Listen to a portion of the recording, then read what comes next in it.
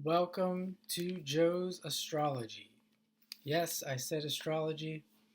This is a video on Qabalah, but I do astrology, and I think astrology is very similar, if not the same, as Qabalah. So let's get into it here. This video specifically is about Qabalah as understood by Dion Fortune, who wrote this book, The Mystical Qabalah, and that is the tree of life right there. That is the Qabalah. And this is the book. If you're interested in this topic, this is the book you want. There's many books on this subject, but this is the one you want to start with.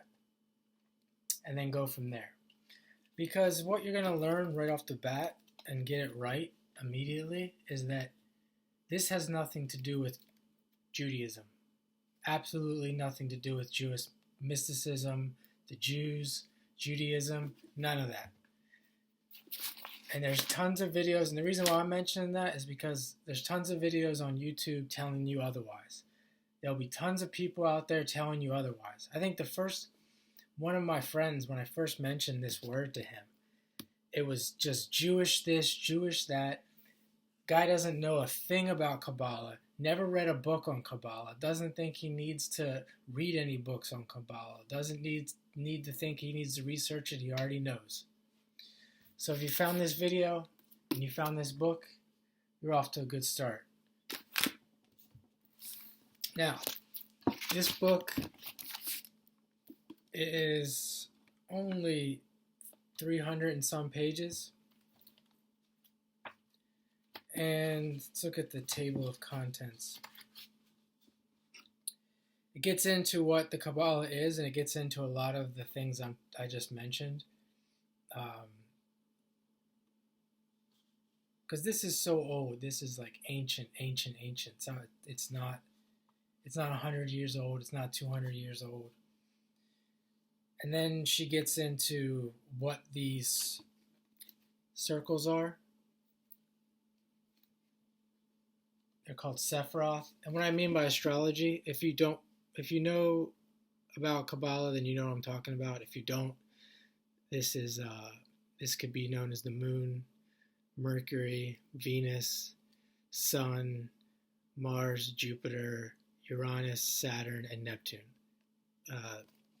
It's not exactly like that, but if we want to cross the bridge between the two, a lot of people will look at it that way. It helps if you have an understanding of astrology to understand Qabalah. And she gets into that here in part 2, what those Sephiroth mean. See, she doesn't complicate it. That's the thing in this book. A lot of these people, they want to complicate astrology. They want to complicate Qabalah as if it's some like secret secret knowledge, and it may have been that way just because of the reasons I just mentioned, how people are just they just don't know how to think, or I'm not going to get into it, but that's she brings simplicity to it, and what it really is. There's no secret about it. It's very simple. To get to get a basic understanding of it, it's simple.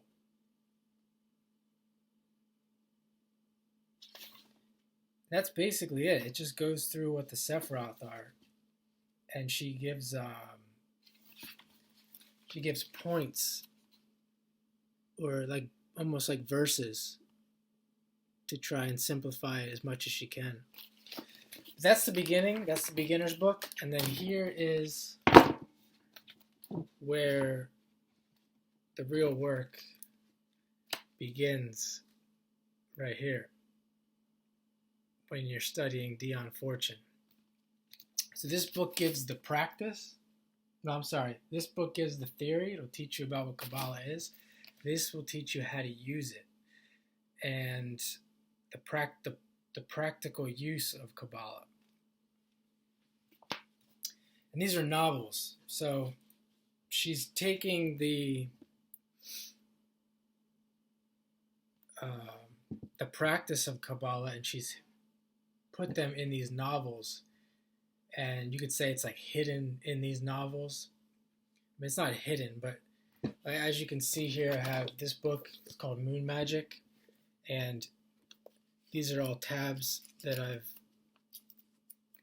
marked where she gets into the practical use, or where the practical use of the Kabbalah is actually being written about.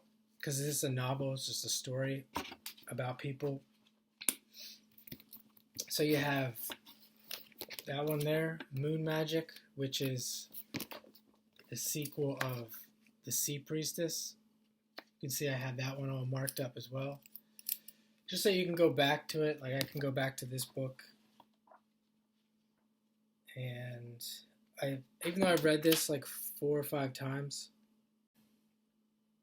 And then this is one of my favorites. I think my 2 favorites are Moon Magic and The Goatfoot God.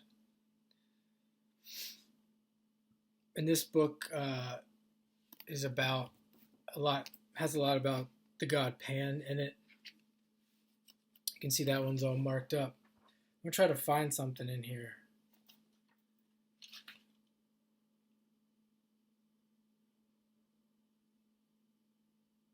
Yeah, I'll skip that for now. Then we have The Secrets of Dr. Taverna. Story about that book, about this book, The Goatfoot God. When I was reading that book, I was out riding my bike. This was probably the first time I was reading that book. I was out riding my bike around the city, and this picture that I'm going to put on the screen, I found this during that time. It's a statue it's a statue with Pan there at the bottom and his nymphs at the top.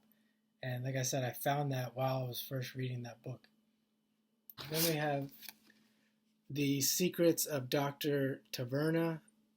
This is probably my least favorite, probably because the book that I have the print is so small. But this is just a book of stories. There's, I don't know, 6 or 7 stories doing the same thing. And this is The Winged Bull, another good one. I mean, they're all really good. And The Demon Lover.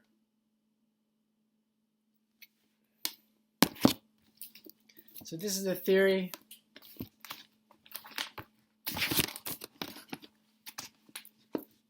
And this is the practice.